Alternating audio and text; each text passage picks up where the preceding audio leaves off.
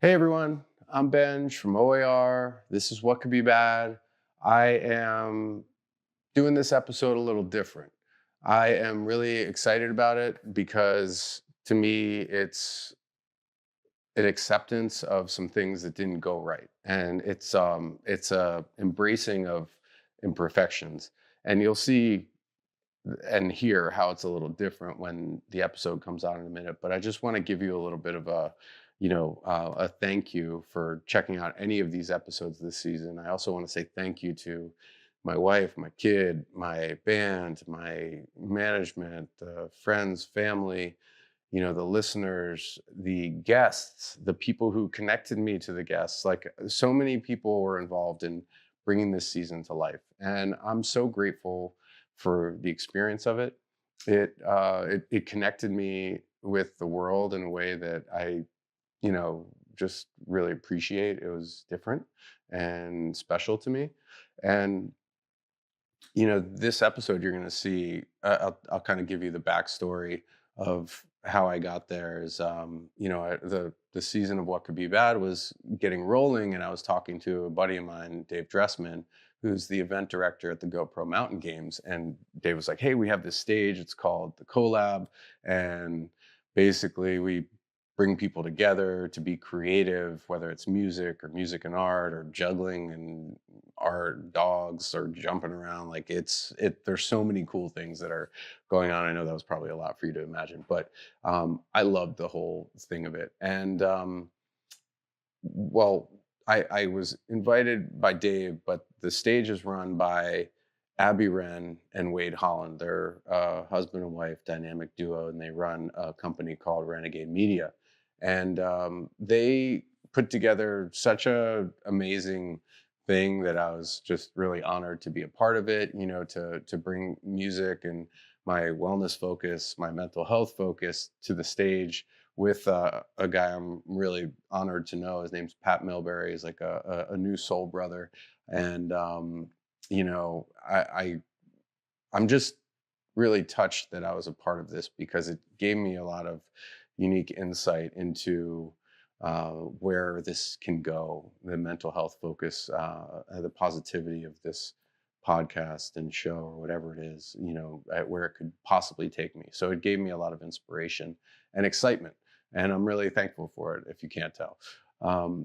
But so during that weekend, I had asked Abby if you can carve out a little time, let's film a podcast.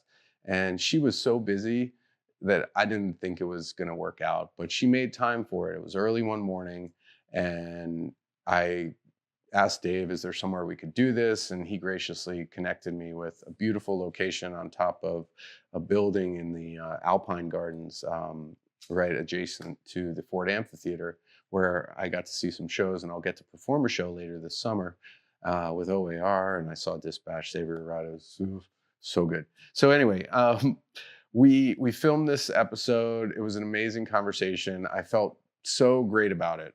And then I brought the camera stuff back to my room, all the files, and I start looking at things. And the first thing I would always look for is like, how many gigabytes do I need to download? And one of the cameras was noticeably small. And actually during the interview, it overheated and I knew something was up. But so basically, like, I lost that camera for the entire interview. I was kind of trying to make that work or whatever, but then when I got to the microphones, one of the microphones had interference, and it was just like there's only one microphone, and thankfully it was on Abby because she said so many eloquent, wonderful things. And at that point, I was like, "Man, do I just scrap this whole thing?" And I kind of wrote it off, like, "Yeah, I guess without one of the three cameras and without a microphone, maybe it just should go away, and I should do it again later." And I sat with that, and I let Abby know after the festival, like that's what was going to happen. And I tried to schedule another pod, and I had it lined up. But then I was like, this whole thing is about embracing imperfections and problems and, like working through them. So that's what I'm going to do with you guys. And I hope, it's a sign of my own growth, but just a reminder to everybody that like that shit's going to happen. There's a reason I click the yes, this has explicit content on it, so I could say shit. So anyway, yeah, this episode, it's not going to be as like visually like, you know, whatever, and it'll be nice and pretty, but it's like there's no camera on me for the most part, and there's no microphone on me. So like the mic stuff that I'm going to say is we're going to work on it. We're not done with that yet, but it's probably not going to sound as good as the other ones.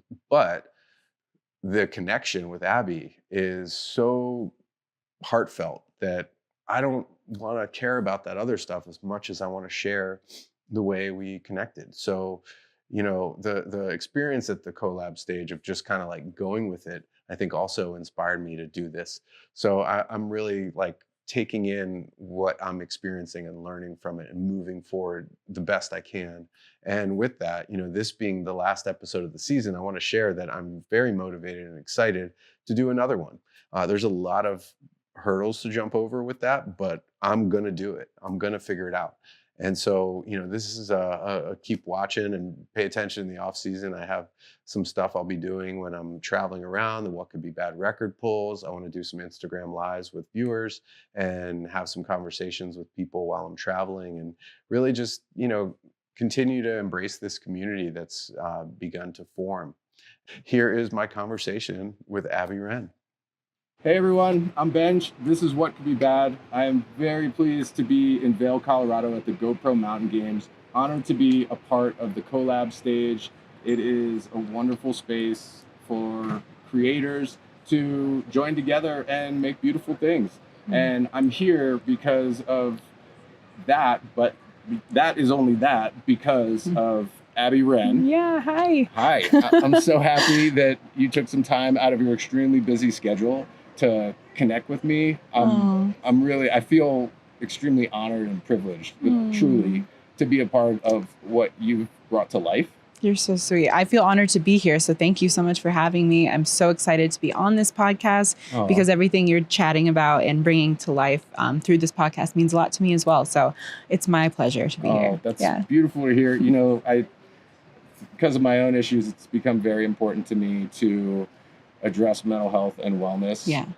And I think that part of that needs to happen in a way that's very conversational, because it's becoming more mainstream to talk about these issues, but it's not exactly like destigmatized yet. And my goal is to do that as well as elevate everyone's experience and share. Yeah, no, I completely agree. I think it's a great thing that we're seeing more people open up about their experiences with mental health, but I think we still have a lot of work to do. So what you're doing, and I think what a part of my mission is really to just get that conversation going and create a safe space for people to have that conversation. Because once you do that, the whole world opens up and people feel more connected. So it's really important what you're doing, and I commend you. Oh, thank you. Yeah, I feel like, you know, we're connecting in this time in our lives because like our missions are the same. It's to, you know, bring positivity and brightness to the world. You know, there's a lot of dark stuff out there. It's like a lot of divisiveness, and, you know, I think we're both creating, you know, community and a space for people to be themselves. And that's really vital, and people need to be encouraged to be their authentic selves. Given so many other, you know, I guess like impressions of how life should be. 100%. Yeah. My husband, Wade, and I talk about this all the time, but it's the beauty of social media is that community, right? I think when he and I both got started creating content back before it was a job, it was years and years ago. And we loved making videos, and we loved, you know, doing our crafts and sharing it online. And so we've been making content online for such a long time, but it's been a really interesting process. It's kind of like seeing how it's evolved and how communities grow over time. And I really do think that it's given me some hope in the internet, to be honest, because like you said, the world is wild and can be dark in a lot of ways, especially on the internet sometimes. But I think you and I have we can relate in the sense that we've both kind of created a nice slice of the internet. You've created your own corner where there is positivity, there's empowerment, there's uplifting conversations happening. And I think that's so important. It's given me some faith in humanity. I love for sure. It. Yeah, me too. And I'm seeing more of that. And in fact, someone I looked up to, that probably a lot of people look up to is Arnold Schwarzenegger. Oh, yeah. And his pump club, Yeah. they say, you know, at the beginning of every email, welcome to the positive corner of the internet. Yeah. And unfortunately, he mentioned the podcast recently, and I was very touched because I have so much respect for him and his mission and missions. He's really involved in a lot of things. But my goal now is for it to not just be a positive corner. I want a whole positive side. Yeah. You know, Yeah. I wanted that to grow, and I think, you know, we're building it together. Totally. And I'm really excited to. And you know, the CoLab stage is it's really inspiring that like people are out there trying to make a space where, you know, there's a creative energy that is like active listening. Like since I've gotten here, everyone is really into what everybody else wants to do. Yeah. And it's not always like that. A lot of times in creativity, it's like what one person might want to do. Yeah. And in that capacity, like what you brought together is just like a whole bunch of very different people to make unique pieces of art. Yeah, I really appreciate that. I really appreciate that, and I appreciate you saying that because that's exactly what we're trying to cultivate with the CoLab stage. You know, the Mountain Games is such an incredible event. It's been going for over 2 decades now, and we were honored to be a part of it when we started coming years ago. But what we saw as independent creators is a lack of a specific space to bring together the creative people. We were always in like our corner doing our own thing. And we were like, there's amazing talent here. Everyone is coming to the games with a different craft and a different, you know, purpose, something really rad that they're bringing to the table. How about we create a space where everyone can come together and collaborate and then reach the world in those creative ways? Like it's really, really powerful. So my husband, Wade, and I, we run a production and creative agency in Los Angeles called Wrenegade Media. Yeah. So we brought that to the Mountain Games. Last year was the first year, and it went really well. It was just received by all the creators, and you know, it goes out to hundreds of thousands of people collectively. So it's a really, really awesome thing. I appreciate you saying that you felt that, because that's the whole goal. Oh, totally. It needs to be acknowledged. Yeah. You know, I feel lucky to be included. And I think anybody who gets to experience things at that stage, and I'm one of them. When I showed up yesterday, you brought together music and art. You and Pat Milbury were painting while Xavier Rudd and Bobby Alou were playing a beautiful song. Yeah. And that was my welcome to Vail for the weekend. Was I walked in and that's what I got to see. Yeah. So the vibes immediately were fire, and I'm really honored, just like so excited about everything to come. You know, all the activations that are there are all very different. You know, music, art, you have juggling, you have athletes, you know, you have a game show. There's just so much that's going to happen there. There's musical collaborations. Like today I'm going to play with Marty Schwartz and Emmylise and also Gus Glasser. Yeah. And I've never made music with any of them. And it's going to be awesome. Like, I know it's going to be really fun. So. Yeah, and that's the beauty of the CoLab, right? Like anything can happen. We really just wanted to create a space for a lot of those magical moments to organically come about. And a lot of those things are happening because you have that creative, collaborative spirit. And you're like, hey, Marty, I have an idea. Let's do something. Hey, Emmylise, let's hop on stage and make something rad. Totally. So, you know, we have to give props back to all the creators that we pulled on and that are involved, because it's up to you guys to kind of like, you know, to really lean into those moments. We'll create the space, but you guys bring it to life. So. We all leaned into the mannequin challenge yesterday to start off after that first you know, moment. It was really that was fun, especially like those. I got to hold one of the guitars you guys painted, and I mean, it just felt really fun, and already like everyone was in it together. I know there's more will come. Yes. I want to ask you about Wrenegade Media. I know this is like an extension of the work you've done already, and it's really amazing to see this collaboration and the cohesiveness of the people that you're already bringing together. And I wonder, you know, you and Wade as partners, you know, I have a partner in life, but we don't work together. And how is it working with someone you dearly love? Oh man, it is a wild adventure. Let me say that. It is so deeply layered in so many different things. I don't think that I could do what I do and Wade could do what he does independently. Like he and I have this really unique balance that we've built over the last almost 8 years together, where we just vibe with each other in that way, and we creatively push each other really hard, probably more than we even show online, which we should show a lot more of that behind the scenes. But he's constantly pushing me out of my comfort zone. My personality is a little bit more subdued and laid back. I'm a very chill, like even keeled person. And if you've seen or met my husband, Wade Holland, you will know he vibrates up here. Yeah. He is on another level. He just has so much energy and stoke for life, which gives me life. It lifts me up to another level. And he says like he's the captain of the Stoke The captain Army. Of Stoke, I wrote him, I want to be the sergeant. Yes, you can be the sergeant. Okay, very good. I'm down. Yeah, you're also very stoked. Wade has a unique energy that I've never seen in any other person. And I think what's like so magical about him is just his outlook on life. Every day he wakes up that way. It's not an act. It's not a show. It's not something for the camera. He just is that way. I don't know what's in his DNA, but it's something special. And I'm completely obsessed with him, and I respect him so much because he puts so much into our building our life together, and especially our work. So we're really, really fortunate that dynamic works well. Yes. If I'm doing... So is everyone who gets to see what you guys create together. Oh, yeah. We're super grateful that it works that way, man. Yeah. And it's been years, obviously, like finding a balance of what works and how to make work and life and love all work together. Awesome. in that dynamic. But I think we just hit the jackpot because he pushes me in ways I don't even know I need to be pushed. Yeah. And then I kind of am able to get there. I'm like, oh, you saw it before I even saw it, and vice versa, That sounds very healthy.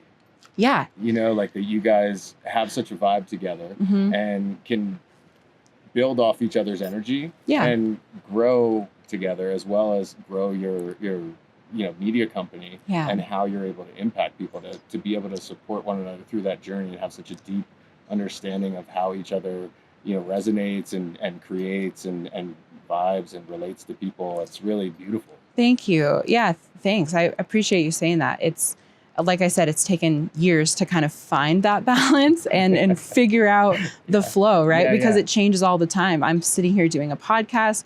I'm headed back in, the next hour to paint a bunch of faces. Wow. And then we're recording something. He's prepping to lead the CoLab show. He's hosting it. Right. And then he's doing a game show. And then we're running our production team at the same time. So there's a lot of moving parts that we're balancing all the time. Yeah. And I think the main thing between us that allows that dynamic to flow is just communication. Like we over communicate. A lot of times he'll just go off and he'll just be talking so much about something. I'm like, okay, I got it. Let's stop, because we talk things out so thoroughly that there leaves no room for miscommunication, which is good. I feel like that's a wonderful trait to have as partners. As much for your personal relationship as your professional. Definitely. Being able to really hear one another. Yeah. And then absorb and then go more. That's not something everybody has in a relationship. My partner, I'm really lucky. She, puts up with me when she has to listen to me, and I do my best to tone it down sometimes. And it's a very active conversation in that as you go through years together. Yeah. And I really admire that you guys have such a strong partnership. That's really wonderful. That. I want to back up because that's where we are now, and I love it. And I know more of this is going to come, and that you have goals to continue making beautiful things together. And I'm grateful, and I hope I can be a part of more of them. Absolutely. Because I'm so happy to be a part of just this one moment, and it's really special. Really appreciate it. We're lucky to have you, man. Thank you. Yeah, it's awesome. I want to go back to when I should clarify, I guess that we have something in common. Yeah. You have alopecia. Yeah. And it's alopecia totalis. Yeah. Which is entirely, right? Do you want to tell people more who might not know? Yeah. Yeah. Alopecia is a really interesting autoimmune disease, and it's kind of the easiest way to describe it is it's that the loss of hair. It could be on the head or the total body, or just small patches of any part of the body. But it's caused by your white blood cells wrongfully thinking that they need to protect you. So they're a little confused, and they attack your hair follicles, thinking that something is going wrong in the head area, and we need to attack this cell. And so it causes hair loss, and they don't really know what causes it. I've been to so many specialists over the years, and I have just given up at this point. I have fully embraced my alopecia. And as you asked, It was alopecia totalis. When I first lost my hair, it was the total loss of hair. So it all came out all at once. And over the years, that has grown back and fallen out. Yeah. Right now, it's kind of in a stage of alopecia areata, which is where I have patches all over my head where I experience a lot of hair loss. Yeah. So I keep it shaved for my own mental health and just to fully embrace it because it's just something that I live with now. I understand. And I mean, to that point, what we have in common, I mean, I have another autoimmune disease, but for about 3, maybe 4 years, I had alopecia areata barbae, which is of the beard. I haven't ever shared about this, is that it was patches, as you said, and I shaved twice a day, and I was, you know, I felt very ashamed, and I didn't want to share it with anyone, and I was like it made me like very obsessive about my appearance, and some of that I think relates to the culture of America, and that like how we're attached to, you know, the visual appearance of people, but really, as we know, it's what's inside that truly counts. And that's why treating others as you wish to be treated is a golden rule for us all, right? Definitely, hair is such an interesting thing. Hair is something that, as a society, as a humankind, we have kind of determined as a marker of identity and certainly of beauty. And it's so interesting when you lose your hair without your consent, right? When you lose your hair and you have no control over the circumstance, you are forced to then look into the mirror every morning and say, who am I? Who am I without that look? Like when your visual appearance is changed like that without your control, it's a really interesting moment psychologically. You know, for me, that happened when I was 15 years old. So I was just entering high school when I lost my hair. It was a challenging time to be a kid in general, right? 15, 16 is like, you're just figuring out who you are. I was a mess at 15. Same, me too. Anyway, like without anything else. So that happened to me. And I grew up in a really small town on a Native American reservation in rural Montana. So middle of nowhere. And there was nobody who looked like me. So I was walking around with no hair suddenly, and everyone thought I was sick. Everyone thought that I, you know, was going through chemotherapy or something similar. And I was just trying to figure out how to handle that. Like, what do you do? How do you express your femininity and be proud of being a woman when the hair that you've been braiding into braids and putting into ponytails while I was playing soccer, it was just such a part of me. Losing it was really traumatizing at the time. And I'm very grateful that I had wonderful parents who supported me and were just cheering me on, you know. You're answering questions that I was going to ask you. I'm so grateful you're being so open. I'm so open about alopecia because I think it's really important to talk about it. So many people experience it. Like you said, you had 3 or 4 years experiencing it, and it's really challenging. But the reason it's challenging, I think, is because it's not openly discussed and people aren't as often proudly being like, it's okay. It's okay to be different. My whole motto is different is dope. And that is to just spread awareness that it's rad to be different. We were not all meant to be the same. If we all look the same, how boring of a world would that be? Totally. And I mean, the people I feel like that we most remember in the world are not these like carbon copies of everybody else. It's the people who are truly their authentic selves and have unique minds and do the things they feel are what they should be doing. And I commend you for getting there. And I want to talk about that moment. And that was a big question for me. Is that moment that you realized that your hair was not coming back rather than when it started. You know, when you took in that moment, what went through your mind, you know, and what were the emotions? I think it's been an interesting journey for me because I've had multiple moments with alopecia of loss and regrowth, right? So, and that's for me, what's been the hardest part about it is losing it and then the hair growing back. So you get a sense of hope like, oh, that was just in the past, my hair's growing back and it's all about the regrowth. And there was this excitement that oh, this is going to be in the past. My hair's going to come back. I have beautiful red hair. I'm a natural redhead. So that was really hard for me. And I think I accepted it, like fully accepted it the second time when I was older. When I was younger, if I had all the money in the world, I would have done anything to get my hair back because I was young and I was still finding my own identity. The second time was in 2018. So I had met Wade by then and we were together, we were deeply in love. And of course he met me with long blonde hair. So my hair had regrown over the years, all through college, and it had grown back. I had waist-length blonde hair, and that's how he met me. Yeah. And so I was terrified when it came back the second time, and I noticed like handfuls of hair falling out in the shower. I really felt it. I was like, oh, here we go. This is happening again. Yeah. What do I do? Sudden when that happens, it's like all in like a day, or is it like over the course of a few? For me, it was over the course of probably 2 to 3 months. Okay. And it was handfuls. So, you know, it really was, I was kind of preparing myself like, okay, this is coming. Yeah. I was using clip-in hair extensions to hide the bald patches, and I was wearing hats every single day. So nobody could see. I had a big bald patch on the top of my head, and I was petrified. If anyone would have removed my hat or if it had blown off in the wind, it was my biggest fear that someone was going to see my bald spots. Nobody cares, by the way, if anyone sees your bald spots, but we care ourselves, right? We internalize we have that self-image that we want to see of ourselves. Totally. That like we've created by, I feel like, the impressions and understandings we get from the culture around us. Yeah, absolutely. But it's unnecessary to attach to those things. Yeah. And that's like a whole yogic lesson for all of us. Totally. Is to just let go of those attachments. Yes. Whether it's like a physical thing you like to have or a physical trait. 100%. Yeah. So the second time I was 25, 26, I think.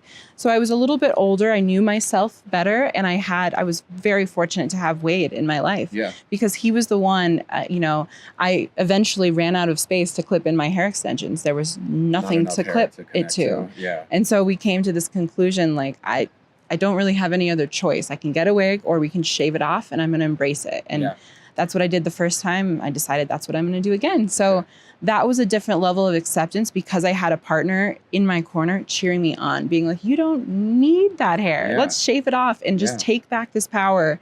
And so Wade and I sat down in our little office and we played Britney Spears and we filmed a video. We decided to share it with the world, which was... I got to go back and see that. Yeah, I'll share it with you for sure. It was a really different kind of moment because it was a celebration of alopecia, in my opinion. Totally. That's how it felt for me. Yeah. Rather than crying and mourning my hair loss, it was like, no, I'm taking back this power. I can be bald. I'm still the same person. Yes. I still have all the same traits and characteristics about myself that I respect about myself. None of that goes anywhere. Yeah. This is just hair. Yeah, totally. And I want to liken that to my own experience in a very different way. Yeah. Excuse me. I'm going to water it up before I go there. I'll join you. Yeah, right. It's so dry out here. Yeah, it really is. Dry and beautiful. Yeah. So when I got hit during the pandemic with what turned out, I think, to be long COVID as well as another autoimmune disease called hypothyroidism, Hashimoto's disease. Mm-hmm. I denied that I was going through this for so long, and then it got diagnosed, and I still tried to push. Mm-hmm. I still tried to get through it. Mm-hmm. And it wasn't until I really submitted to the fact that I had something that was a part of me physiologically that I was able to truly start healing. Yeah. And I think, like, acceptance of things we don't want is a big part of where our mental health resides.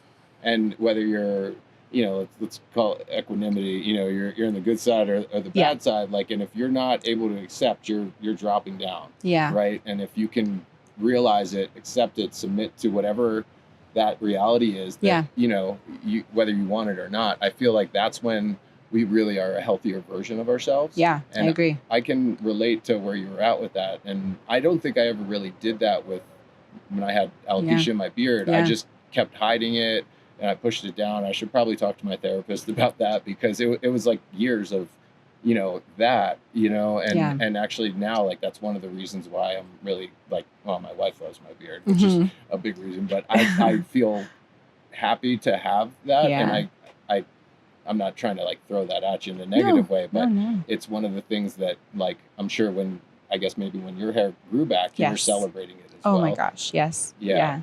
I dyed my hair all different colors. I was very expressive through my hair when I had it. Yeah. Because, I think it's important to acknowledge your experience and I don't want you to feel like you need to diminish it at all because especially for men, facial hair is a big thing. Yeah. You guys experience with facial hair what a lot of women experience with the hair on our head, right?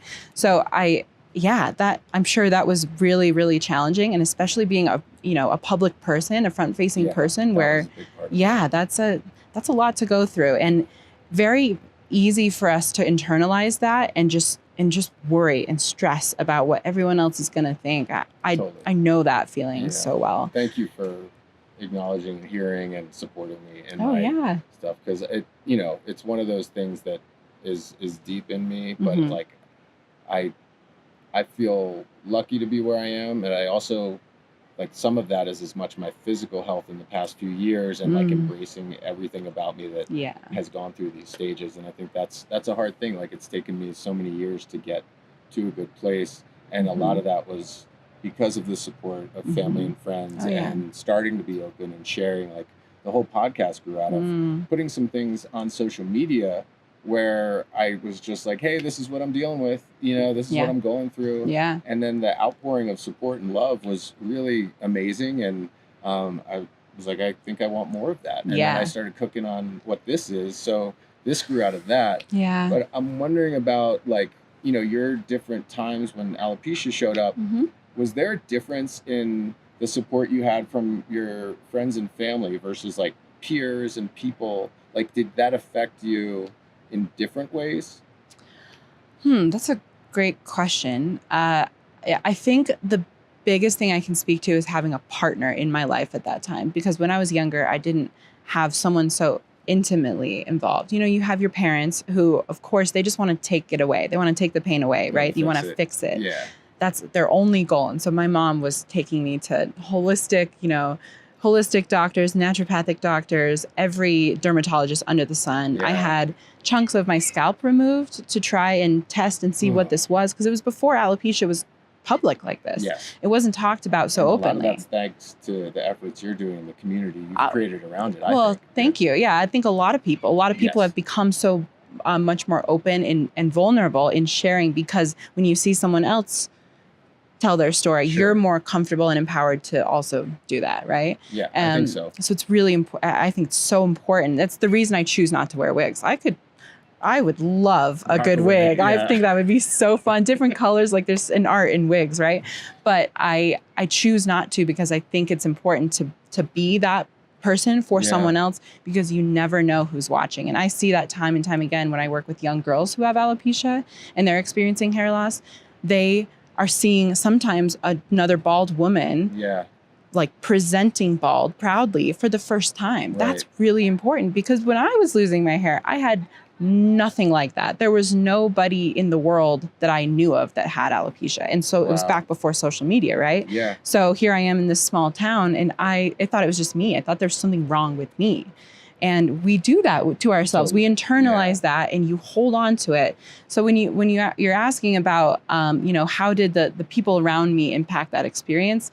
I don't think I let anyone help me at that time. I think I internalized everything, because that's how you process. Yeah, and I think that's a human thing. I don't fault myself for that, and we shouldn't fault anyone for that response. But I think that's just a natural human response. It's like, oh, I got to deal with this. Yeah, you're a strong person, and I think we also are like more about the society and our culture is that we're supposed to like, we're kind of like I guess like taught or like imprinted with the idea of sort of like we can handle our own stuff and we should. Yeah. And I'm curious about therapy and like how that played a role for you, if it did, because I think like for me, since I've gone into therapy and began to open up privately about my stuff and just like no barriers, it really made a difference for my well-being. Yeah. And I'm just wondering if you had experiences with that.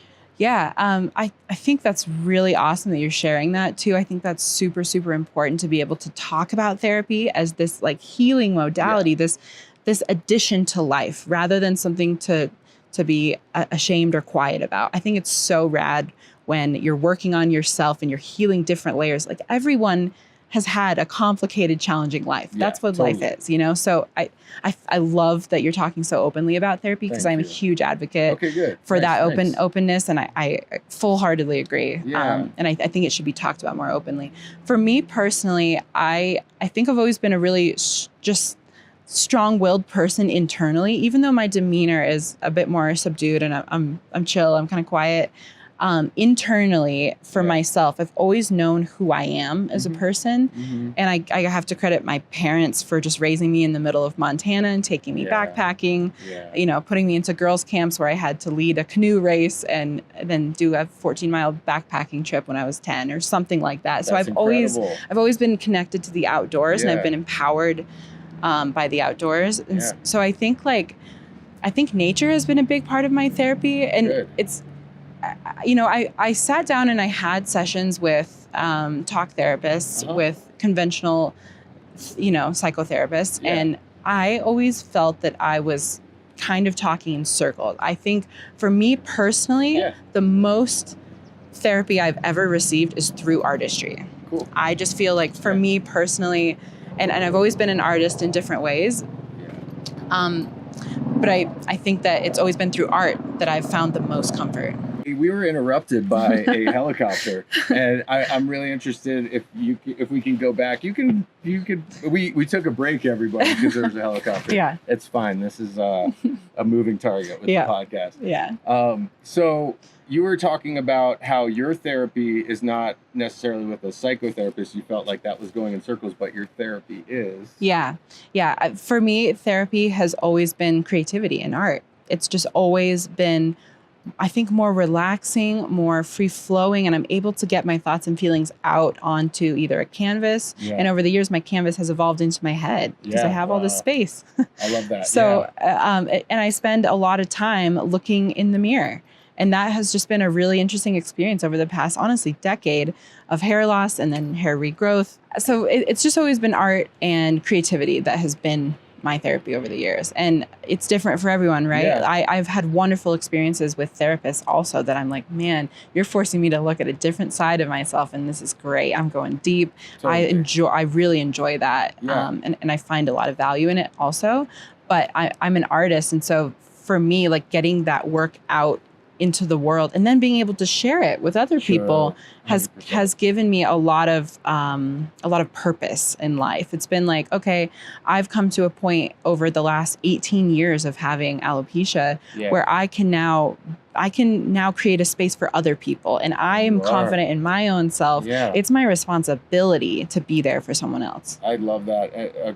I have a bunch of thoughts on that. One is that actively, like, that space is created now. And I think when you are creating, it is therapeutic. Just like, since I've been doing the podcast, doing my own thing has really been meaningful and big in my own personal mental health, because it's like you're focusing on building something and moving forward and progressing. And for me, that all started with all right, I can walk. Like, if I can take steps forward and I get my physical self moving, maybe that'll help my mental health, and that built. That was a whole thing for me. Cool. But there's two other things I got to share about what you're saying. One is that we should all always, I think, listen to ourselves and listen to what heals us. And whatever that therapy is really important for each person to take note of and embrace and go with. Because you're right, it's like sometimes, like, I know at times when I've done my therapy, like it's not as productive, if you want to use that word, of a session. Sure. But other times I have these moments of like, oh. Yeah.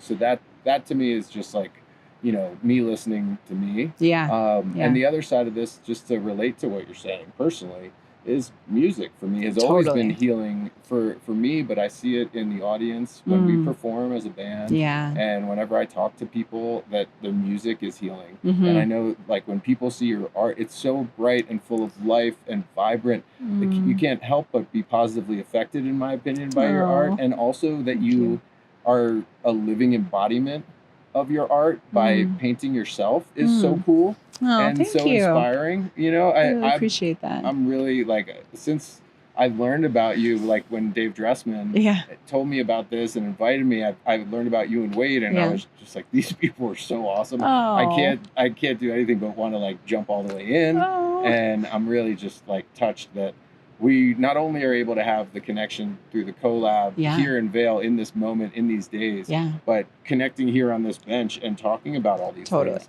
Because it's really, I think, like, what we're saying for those that will hear this, it will hopefully be relatable to their own lives in more than one way. 100%. That's what I'm trying to do, is create impact. Yeah.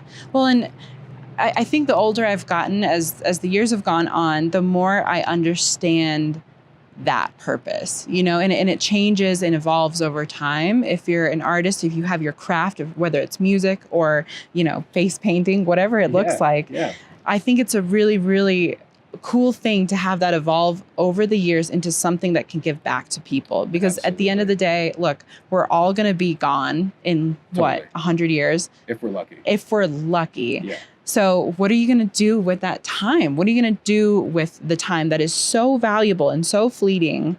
You know, like how can you impact other people? And if you can really find that purpose within your craft, to me, my life is fulfilled. I feel so honored to have any moment with little girls that are able to paint, or that also have alopecia and want to paint their head or let me paint their face.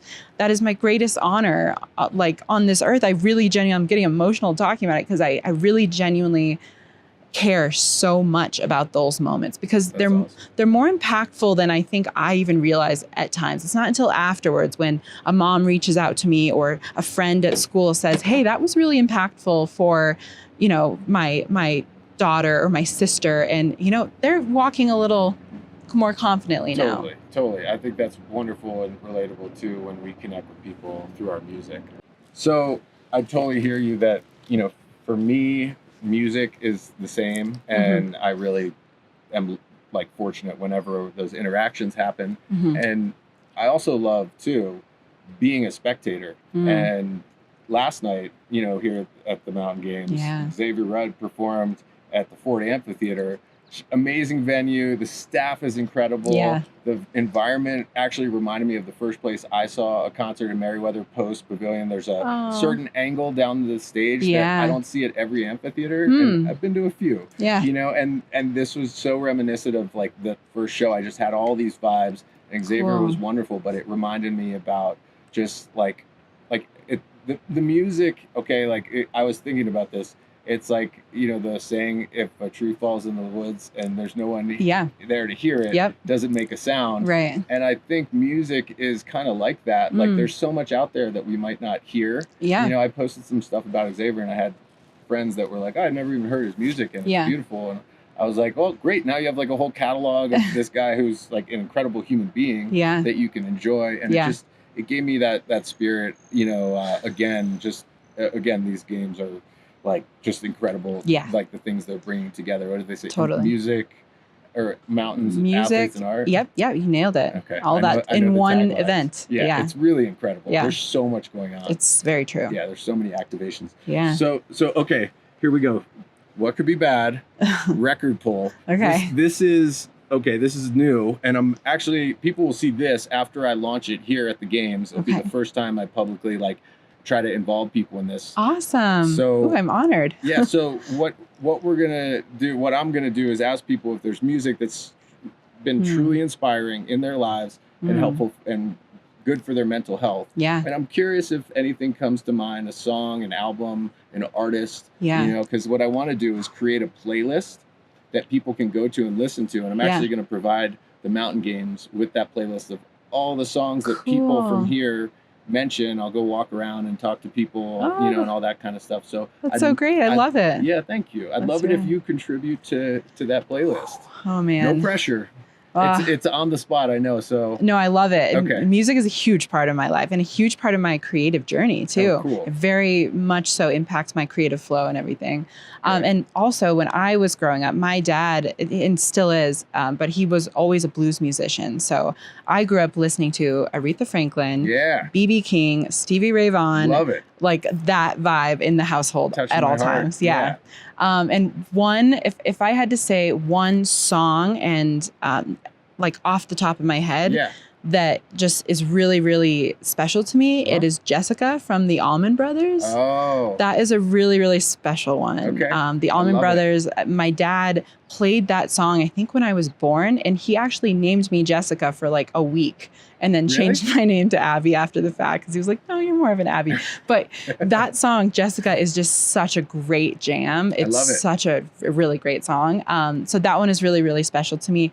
now in like present day, what I love to listen to and get into, I'm really inspired by like electronic, like chill electronic vibes, and also house music. I love to dance. Wade and I travel the world, and we go to venues anywhere we can. So, cool. So we really love like electronic house music too. Yeah, so awesome.